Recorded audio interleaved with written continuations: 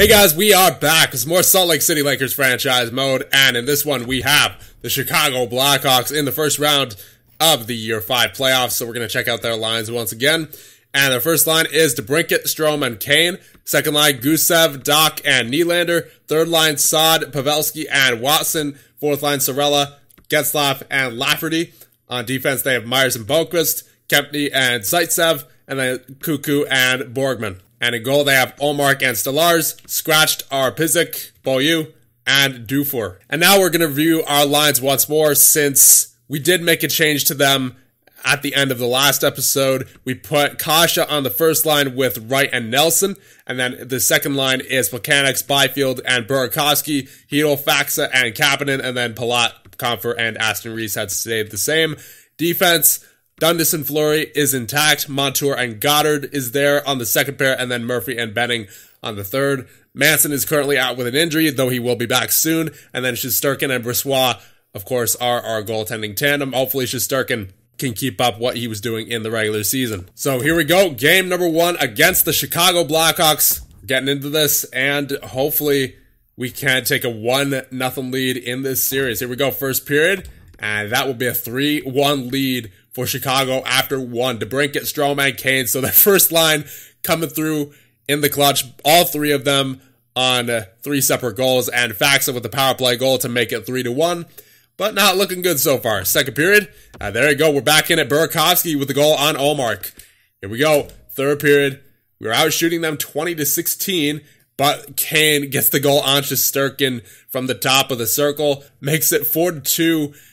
And we are in a pickle here with less than half the third period to go.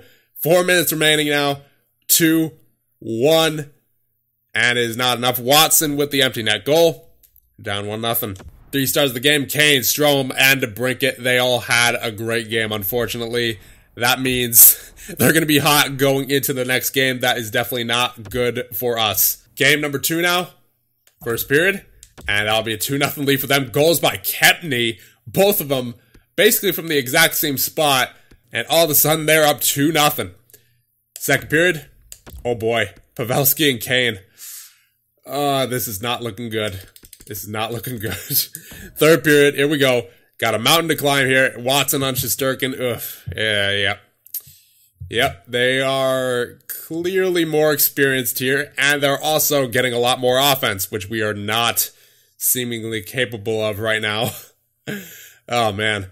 Yep, 6-0. Kirby Doc on Shesterkin. Hate to see it. You absolutely hate to see it. That is a rough game for your Salt Lake City Lakers. My goodness. 3 stars of the game. Olmark, Kempny, and Pavelski. Now, luckily, Josh Manson is back in the fold, so we're going to get him back onto the second defensive pair. We're going to take, it's going to be Murphy out, and we'll get Manson in, and then Manson back with Montour. And let me just make sure that Manson is on the penalty kill. Yes, he is. All right, so now we're going to do some offensive line changes, because clearly what we have is not working at the moment. So we're going to get the veterans up to the first line here, Faxa and Kapanen up to the first line, so that way we still have someone who's good at takeaways on every line. It's just we're flipping the first and third line, basically. So Wright is with Hedel and Kasha now, and as a matter of fact, you know what? Hedel's been silent basically since day 1 of this season, so we're going to put him on the fourth line. We're going to see what Palat does there with Wright and Kasha. I hate to put an 86 overall on the fourth line, but he's done nothing basically throughout the entire season. He only had 32 points, and he only started to get those points really in the second half of the season. So I guess he's done better recently, but still, as someone who's making $7.5 million for the next 4 years after this, he's got to do more offensively, and he's just not doing that right now. So we're going to see what Palat on the third line does.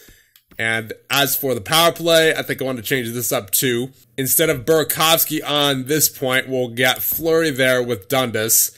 And then we're going to switch Wright with Byfield.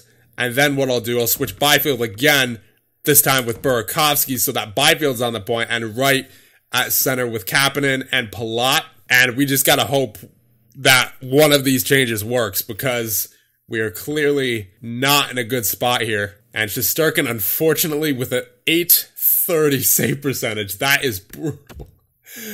It's not like he has a history of this either, because last playoffs, he was great. 928 save percentage, and throughout the regular season, he's been fine. So I have no idea what's happening right now to Igor Shesterkin, but hopefully he could get it together and put some better performances up, because that's brutal. Game number 3 now. First game on home ice in these playoffs. If we cannot get it together here, chances are slim. First period. All right. 1-1. Got 14 shots on the net. Burakovsky with the goal on Ullmark. Watson with the goal on Shesterkin. Second period. There you go. Aston Reese on Ullmark. Working out so far. 26 shots to 19.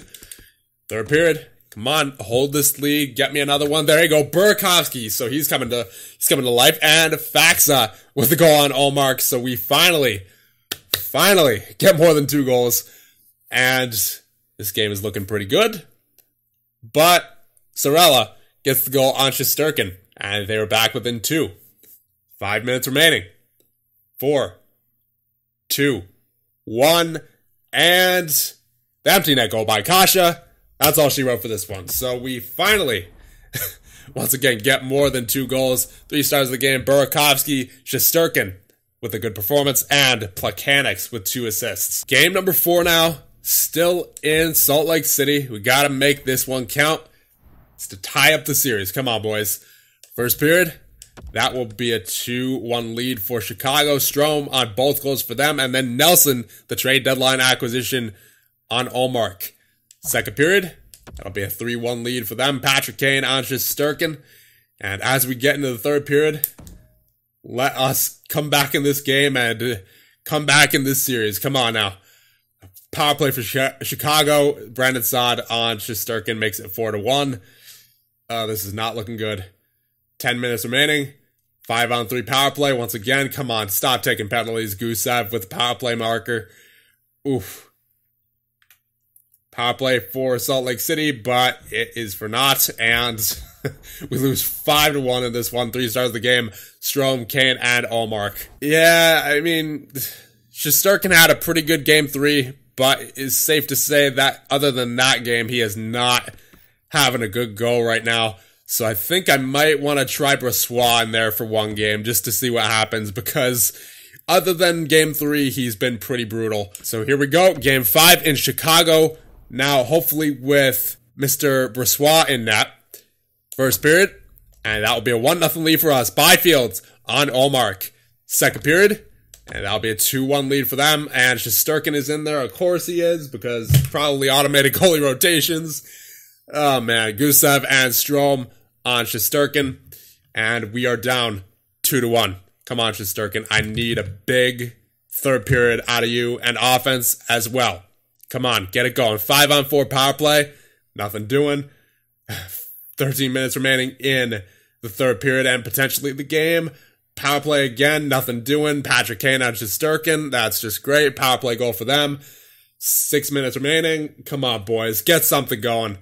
Get something going. Oh, my goodness. Nylander on the empty net. And Kasha on Ullmark, but too little, too late. We lose in the series in 5 games. That is unfortunate. Nylander, Ullmark, and Gusev, the 3 stars of the game. You hate to see it. So, I guess the silver lining out of this is that our rookie, Radek Plekanec, leads our team in scoring for the playoffs in 5 games. He has 4 assists. So, he did well. But unfortunately, we didn't score enough goals, and we also did not get the best goaltending out of Igor Shesterkin. 871 save percentage. He only really had 1 good game in game number 3. That was about it. I wanted to get Brossois in there. You saw me change to Brossois, but apparently the AI coach decided, you know what? No, we need to stick with Shesterkin. So that's unfortunate. So as we check out the team stats, we had 2 goals per game, only 10 goals total, and 4.4 goals against per game, 22 goals against during that series. Our power play was at an 8.3%. That is brutal. And what was the Chicago power play at? 16%. Yeah, that makes sense. So our penalty kill was at an 84%. So the penalty kill was good. but not the power play and not the defense and goaltending in general. Yeah, it was a rough time. So clearly, this team still has a lot of growing to do, but I feel like we're getting closer.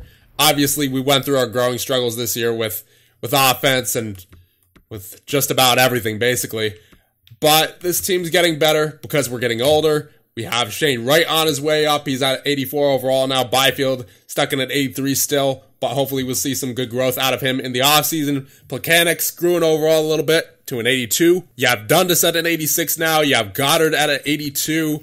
And of course, in the system, we have guys like Alvin Wong, who's now an 81 overall. Man, this guy saw some really good development. 44 points in this season in the Extraliga as a defensive defenseman.